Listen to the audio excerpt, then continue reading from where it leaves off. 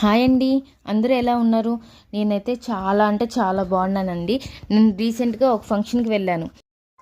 అక్కడ స్వీట్ సొరకాయ హల్వా పెట్టారండి. అదైతే చాలా బాగుంది. దాని టేస్ట్ కూడా చాలా బాగుంది. అది తిన్న దగ్గర నుంచి ఎలాగైనా ట్రై చేయాలి అనిపించింది.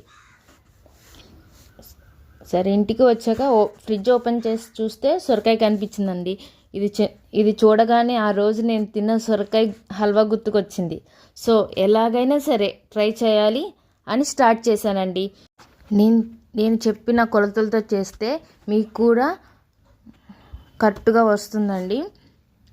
చాలా టేస్టీగా ఉంటుంది. ఈ సొరకాయ హల్వా సూపర్గా వచ్చిందండి. ఫుల్ రెసిపీ వీడియో తీసి నా ఛానల్లో అప్లోడ్ చేస్తానండి. ఈ వీడియో మీకు నచ్చినట్లయితే లైక్ చేయండి, అలాగే నన్ను సపోర్ట్ చేయండి. నా ఛానల్ని సబ్స్క్రైబ్ చేసుకోండి.